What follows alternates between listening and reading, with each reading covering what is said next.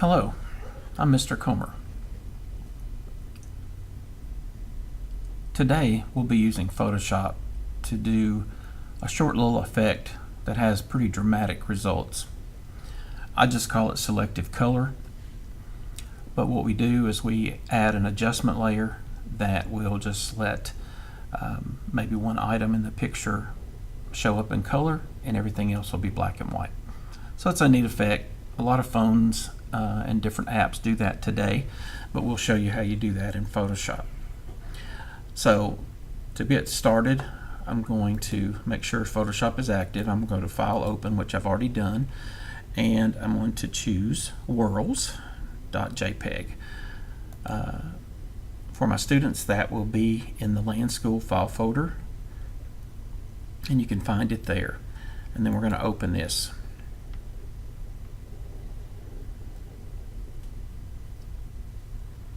Okay, so you can see here the picture. What I'm going to do first is I want you to go to Window, and I want you to go to Workspace, and let's just go to Photography Workspace. And to be sure that we're on the same page, we're going to reset that workspace. So you should be right with me when we do this. Okay. And I also like to go up here and set the tools in two columns. For me, it's a little bit easier to tell you what I'm using. So you just hit that double arrow one way or the other to make that change. I'm also going to go down and make sure I've got my default colors here. So you just hit that little icon there, and that'll change it to the default colors. Okay, so to get started, whenever I do something in Photoshop, I almost always make a copy of the background layer. I do that by just grabbing it and pulling it into the little icon by the trash can in the layers palette and let go. And that will make a copy. You could also go to layer and you could duplicate layer here. So either way really doesn't matter. Now the reason I make a background copy is usually I want to have one, I want to keep the background, the original picture, the way it is. So I'm going to be able to look at that. A lot of times what I'll do is I'll switch off everything but the end result and my background picture just to see how they look. Alright, so we've got our background copy.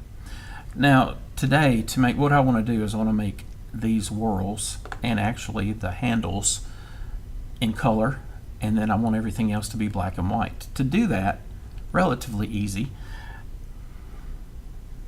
Okay, so now we're going to go into the tool panel and we're going to select, if you want to you can hit W. It's the second tool in the second column, and since it's got a little triangle right there, you're going to hold down and it will show you what's under. What I want is the quick selection tool. So I have the quick selection tool. You can also adjust how large this tool is by using your bracket keys. The left bracket will make it smaller, the right bracket will make it larger. If for some reason you have the caps lock on, it will only look like this. So if you see this and it's not sized in the brush, just undo the caps lock. Now I'm just going to click and drag around the edge. You can see it does a pretty good job of detecting the edges.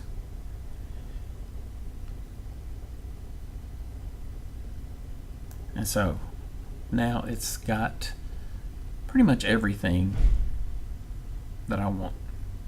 We have a few little areas here that we'll have to work on when we get done, but right now that's good. So what I'm going to do since I've got really everything selected but the whirls, that's really what I want. If I needed to, I could go to select and inverse, and that would switch it so that only these were chosen, but I do want to have this background because that's what I want affected.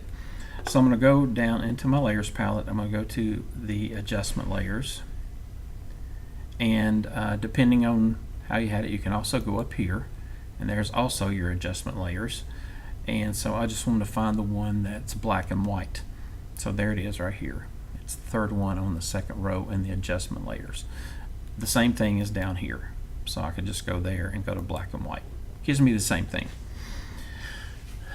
Now you notice it's already given us almost an instantaneous effect here, and our worlds are in color. Now really all it's done is masked out on this layer. It was black and white, everything was black and white, and so what it's done is that it's covered back over these to let this layer show through. So you can kind of see that is a really nice effect. Now you can, if you zoom in, I'm just going to get the zoom tool, and you can zoom in. You probably got a few little areas here, not really that noticeable. There's one little piece that usually almost never is gotten. I want to make sure in my black and white layer that I'm on the layer mask, and I'm going to get my brush, and as I did earlier, I've already checked to make sure that I'm in my default colors. Now if I paint white on this, it covers it up. If I paint black, so if I go to black as my foreground color, then it starts to uncover everything.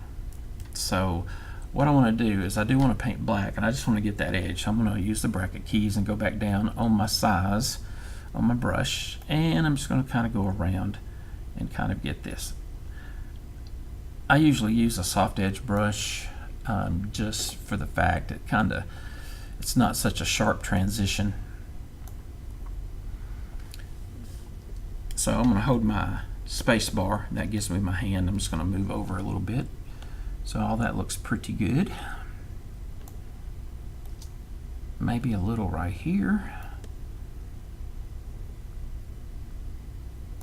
Actually, that's, I guess, what it looks like. Now this particular thing right in here is in color, and so though it's probably not that noticeable, you could cover that up. So I'm going to size my brush, and I'm going to go in here and just kind of go around. Again, it's pretty small in the picture, so it's probably not going to show up that much anyway. Alright, so like if I did too much, which I did that on purpose, then I can just come back and I can paint white over this and kind of clean up the edges if I need to. I could also use a selection tool and choose that. This is pretty much just the most simple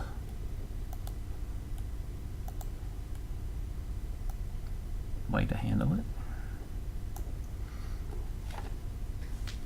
Okay, looking at the rest, not bad. So I like that. Now we also want to bring in these handles, and so by painting in black over these, it will let that color show through. So it blocks this black and white layer, and I can get small and kind of do it that way. I could outline that space if I wanted to, but again, for what we're doing here, this is enough. I can make my brush a little larger if I want to, just to make sure I have this. So again, if I were to get into his finger, I could simply go back to white, paint over that.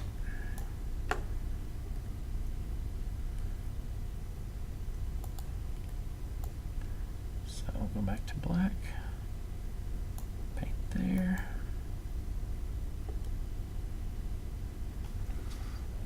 And you can see it just a little here.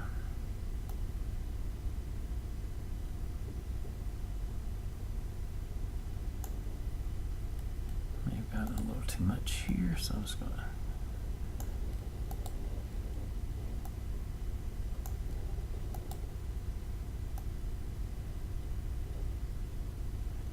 take that back down a little bit.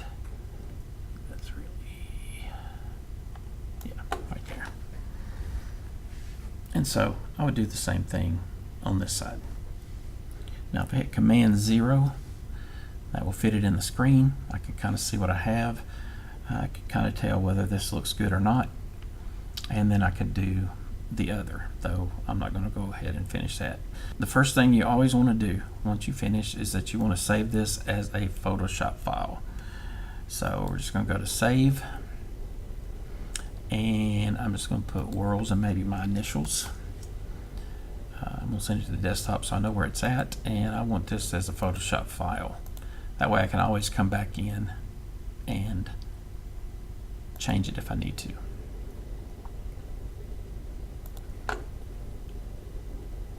Now for what you're going to turn into me, a JPEG will work. So we'll go to File,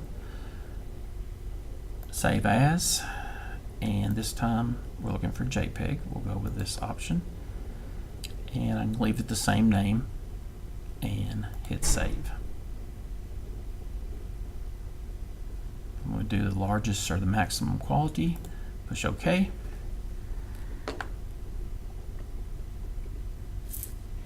And there we go.